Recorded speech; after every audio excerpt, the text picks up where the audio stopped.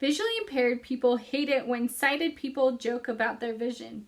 Visually impaired people all use a cane or have a guide dog. Blind people can't buy their own clothes, and they have to have help picking them out. Visually impaired people can't distinguish colors.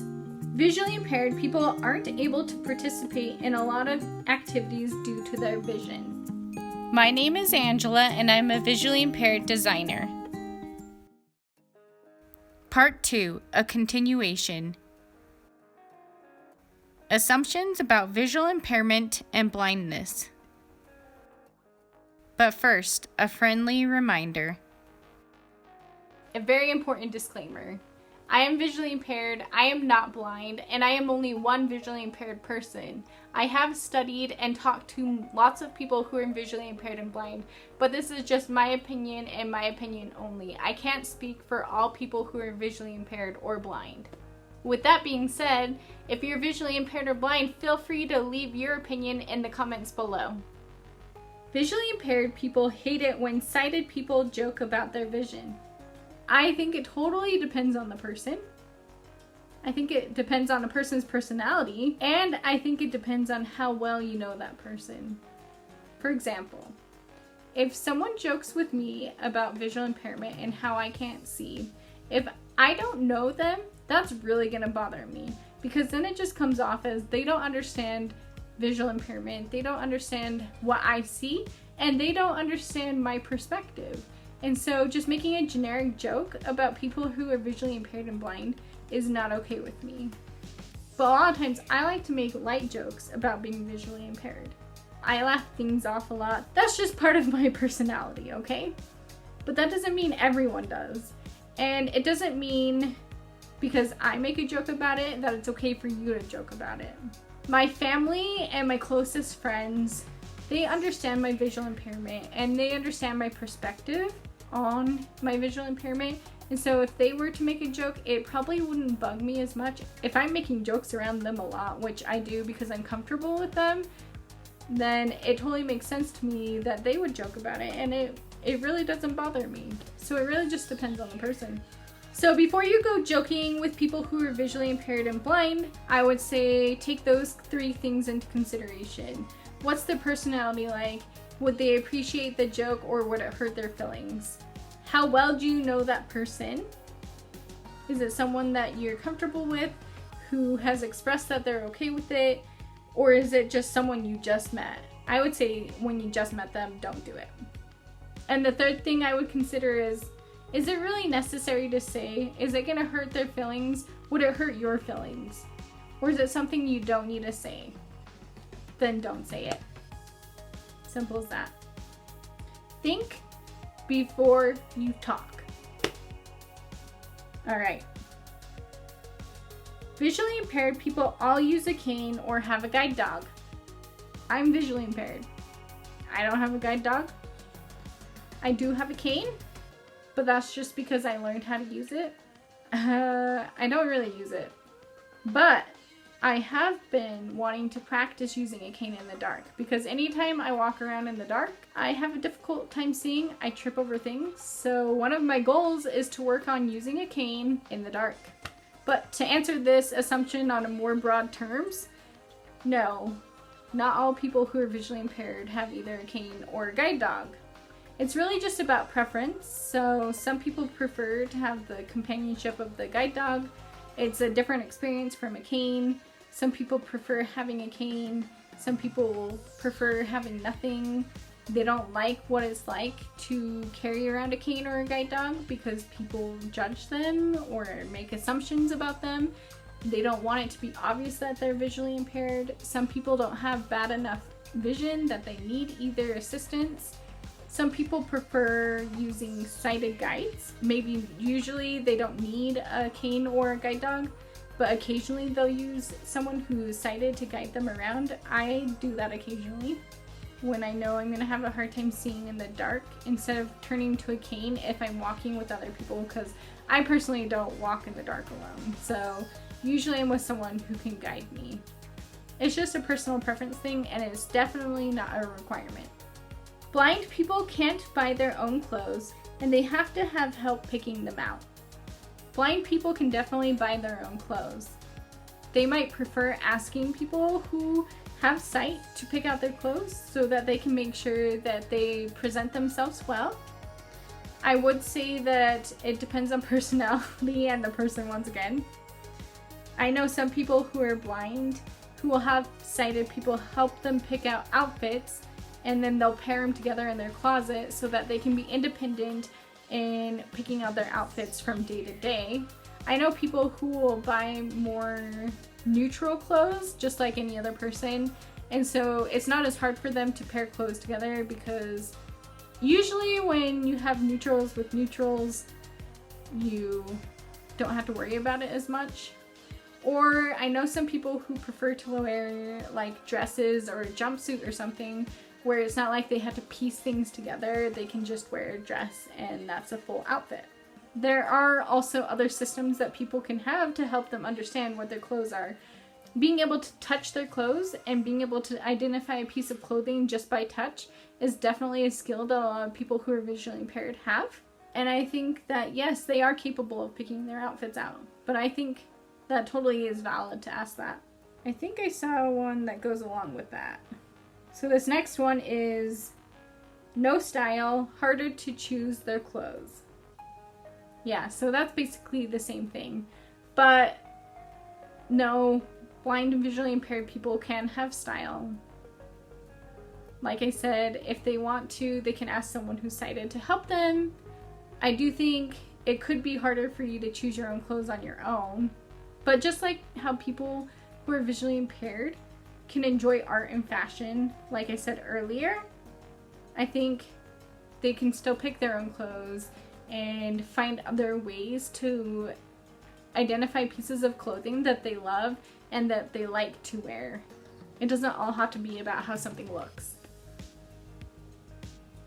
Alright, that you have to lower expectations for happiness.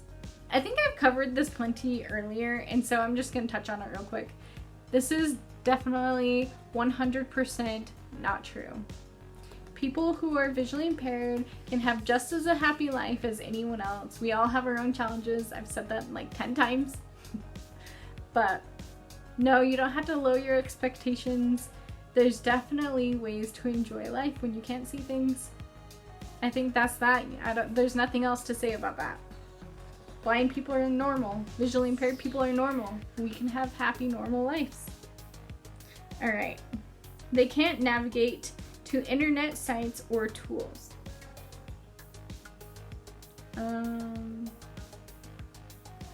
I do it all the time. This is false. People who are visually impaired and blind can use the internet just like any other person. They just use it in a different way. They will use voiceover, they will use a screen reader, or they'll zoom in really close. They'll find other ways to consume that media. So wrong. People who are visually impaired can use the internet, no problem. Next one goes with it. They can't use their phone other than speaking on it. While there are a lot of people who are visually impaired who use features like Siri or VoiceOver to help them navigate around their phone or their computer, there are definitely ways around this. Now, I have done a video or two on this, so I'll make sure to comment them below if you're curious how someone who's visually impaired can use their computer and the settings that they can use. But basically, you can increase the contrast on the screen, you can make the type different, like larger, or use a serif font or a sans serif font. You can do so many things to a design to make it work for a specific person's needs. Now, there are people who are completely blind who use voice to help them the majority of the time. But that doesn't mean that everyone on the spectrum relies on that tool. That doesn't mean they don't use it or that they don't use it sometimes. It totally just depends on how much a person can see and what their preferences are. Alright. Just a couple more, guys. Visually impaired people can't distinguish colors well. So color is an interesting thing, and I really think it's interesting because I'm a designer. But from my research and talking to people, color and shapes are two things that people who have quite a bit of vision loss can still distinguish. They start losing details, more and more details, but they can still see shapes, they can still see colors. Some visually impaired people can't distinguish colors, but a lot of them can, and it can be a very helpful thing for them to be able to see different colors and identify what things are based on color. This is why contrast is so helpful, because then you can help people who are visually impaired distinguish colors. Alright, I think we have two more. They can't enjoy the same media I do. They need special for them media. Okay, let's break this down for a second. Video can be difficult for people who are visually impaired just because it's so visually focused, and sometimes people make it frustrating for people who can't see in videos because they don't use words to describe, or the script doesn't say anything about what's being shown on the screen. And that can be really frustrating if you have to be able to see in order to understand the context.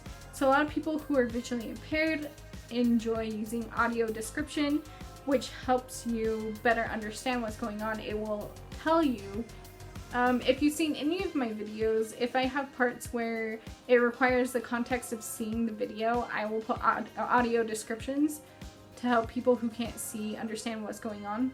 But basically, if I was going to audio descript this right here and say there's a middle-aged woman with long curly brown hair wearing a jacket sitting in a chair talking to you. I'm not even very good at writing audio description, but something like that. Like, it just describes what's being shown that you can't know without looking at it. Now, there's other types of media that is definitely easy for someone who is visually impaired to consume. So let's say like a book. I have a whole video about how do people with low vision read books. There's obviously audiobooks or like a PDF form where it can read it to you. So that's preferred, I think, by a lot of people who are visually impaired, because then they don't have to strain their eyes if they can see it all to read a book. They just listen. There's podcasts, which is all a hearing format, and so that's good for people who are visually impaired. A big thing is photos. It's hard for people who are visually impaired who have vision loss to see what a photo is and to understand what's going on. Memes can be a frustrating thing for people who are visually impaired if it has words on the photo and it doesn't describe what's being displayed on the photo. Can be frustrating. Now, I want to describe these things more in depth in other videos, but I will say that yes, these can be frustrating things if people who are sighted aren't aware and don't find ways to help make things accessible. Alright, let's see what this last one is. Visually impaired people aren't able to participate in a lot of activities due to their vision. Alright, my perspective on this one is this is false. I can only think of a couple of activities that are really restricted to people who are visually impaired and blind. For example, driving. Driving is a big one for people. It can be really difficult not to be able to drive. Now, we understand that if you're blind, we probably don't want us to be on the streets driving. Like, I think that's a mutual thing. Obviously, we understand that if we can't see, then we shouldn't be driving for the safety of everyone. There are a couple of other things, but I think they're far and few in between. There are definitely other ways to experience things that you would not expect someone could do that is visually impaired. And if you have any questions about a specific activity, feel free to comment below and I can try to address those as those come up. But I would say in general, most activities can be experienced just in different ways, or even in the same way. Just depends. Well, that's all of them. I sure had a lot of fun seeing what you all thought and seeing what assumptions you have made about people who are blind and visually impaired. I'm glad that we could cover some very important topics and help you better understand what it's like to be visually impaired or blind. If you enjoyed this video, make sure to subscribe to my channel below so you can see all the rest of my content as soon as it comes out. I really appreciate the support, and it's free for you to support me by subscribing to my channel. Thank you so much to those who are already subscribed. I love interacting with you, and I look forward to putting out more content for you in the future. Well, I hope you were able to learn something from this video and you found it helpful. And until next time, I hope you go find some ways to be creative and have fun. Have a great week. Bye!